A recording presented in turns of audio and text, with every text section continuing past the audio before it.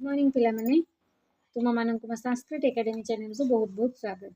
जो मैंने प्रथम कि मो वीडियो देखुछ से माने दयाकरी लाइक करिवो शेयर करिवो एवं सब्सक्राइब कर दबो।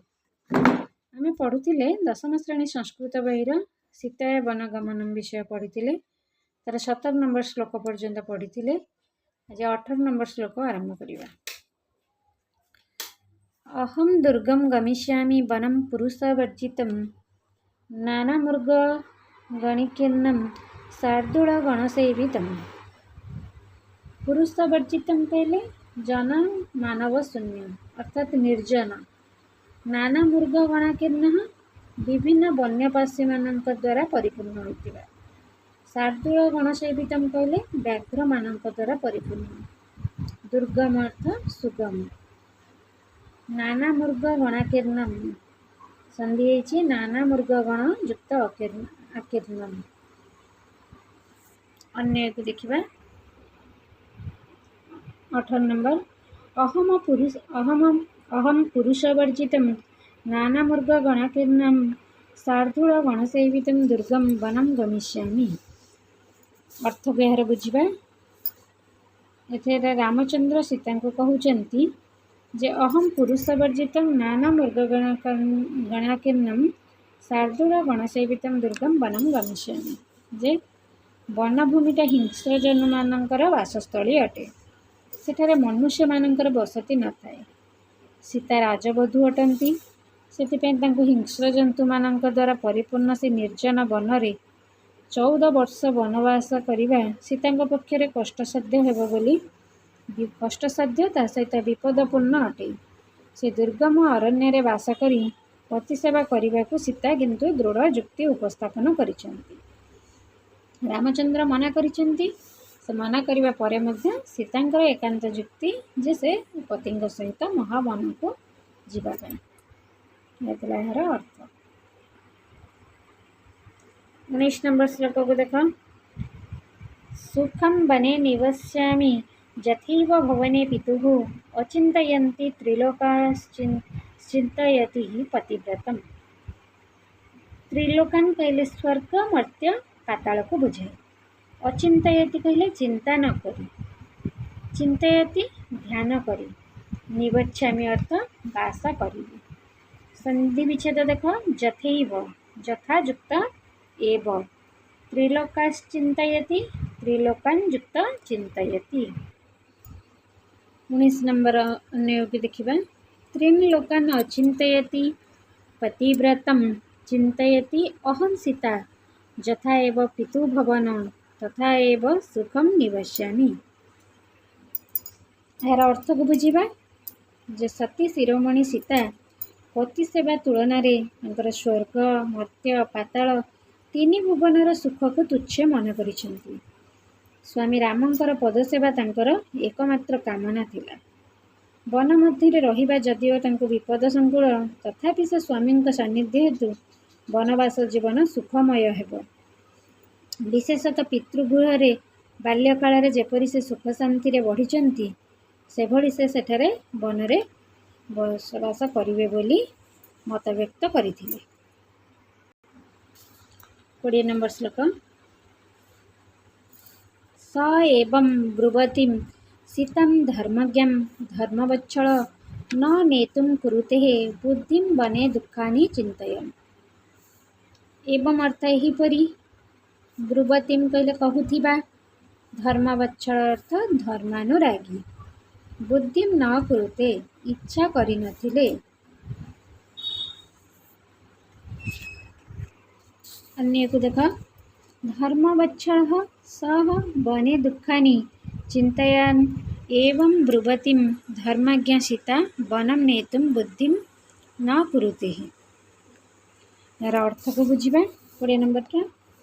सती सीता बा जनक नंदिनी जानकी रामचंद्र सहित वन को जीवाई अकाट्य युक्ति उपस्थापन करथिले। किंतु पुरुषोत्तम सत्यनिष्ठ रामचंद्र को वन मध्य नानाविध दुख कष्टर सम्मुखीन होगाक पड़ो।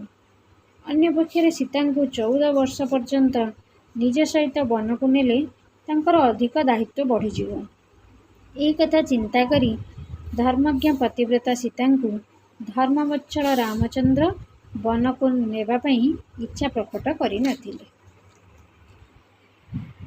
21 ନମ୍ବର ଶ୍ଲୋକ। सीते यथा त्वां वक्ष्यामि तथा कार्यं त्वया बले वने दोषा हि बहवः वसन्तस्तान् निबोध मे। यथा कहले जेपरी, वक्ष्यामि कहले कहिबि, तथा अर्थ सेहीपरि, कार्यम कहले करिब, अबला अर्थ स्त्री, बहव माने बहुत, निबोध अर्थ बुझ। त्वया बले संधि हेछि त्वया युक्त अबले, दोषा हि दोषाः युक्त हि, बहव वसतस्तान बहवः युक्त वसतः युक्त तान। ये थिला संधि विच्छेद। अन्य को देख, हे सीते त्वां यथा वक्ष्यामि त्वया तथा कार्यम, हे अबले वने वसतः मे बहवः दोष सन्ति तान् निबोधः। यार अर्थ को बुझे जे सती सीता बण को जीवाक आग्रह प्रकाश कले मध्य सेठारे सामान्य विपद विषय चिंता करी प्रभु रामचंद्र तांको सतर्क कराइछन्ति जे एठारे सीता को अबला बोली अवध संबोधन मध्य करिछन्ति।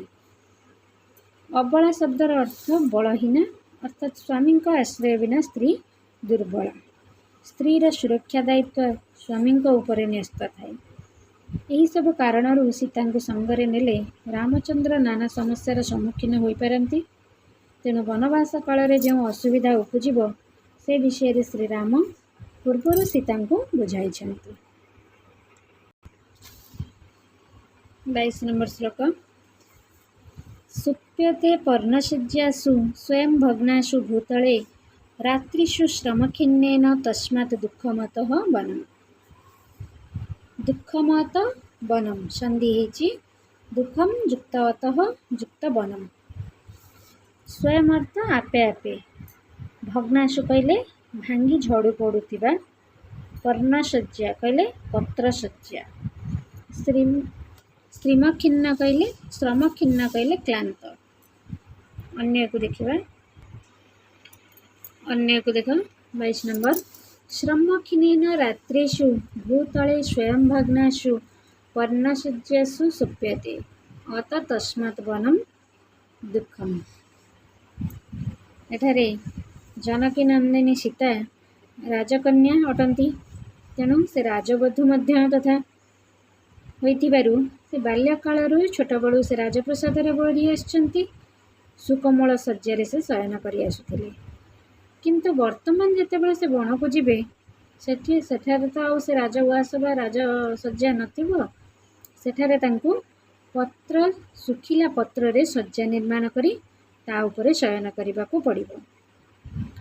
दिन सारा सेठारे फलमूल संग्रह करिबारे क्लांत श्रांत होई रुक्ष भूमि उपरे शयन निश्चित कष्टसाध्य हेबो बोली जहाँकि तांकर कोमल अंगी राजराणी सीतांक पक्षरे संभवपर नुह बोली रामचंद्र कहउछन्ति। किंतु रामंकर एही परामर्श रे सीतांकर मनोभाव परिवर्तन हेला नहीं। जेहेतु से जानकी नंदिनी राजकन्या अटंती एवं से जने राजवधू, से राजउआस रे रहंती, राजप्रसाद रे सुकोमल शय्या शयन करती, किंतु बण रे तो से सब नथिबो। तांको फलमूल संग्रह करी क्लांत अनुभव कला परे तांको भूमि उपरे पत्र उपरे शय्या करी शोइयाक पड़िबो। यह तांको पक्ष निश्चित भाव में कष्टसाध्य बोली रामचंद्र कहिसेंति, सीता को बुझाइछन्ति। एवं सीतांक शरीर मध्य कोमल अटे। रामचंद्र जेते बुझेबा मते मध्य किंतु सीता से सब बुझी नाहंती। से एका जिद धरचन्ति जे से रामंक सहित वन को जीवे बोली। ये थिला 22 नंबर श्लोकर अर्थ। आज पई एतिकी, आउ अन्य गुड़ाक अन्य पार्टे देखिबा। धन्यवाद पिला माने, तुमे माने यहाँ पढ़ी कि भल भाव मन रखा चेष्टा करिवो एवं यार अर्थ को भल भाव बुझिबो। धन्यवाद पिला माने।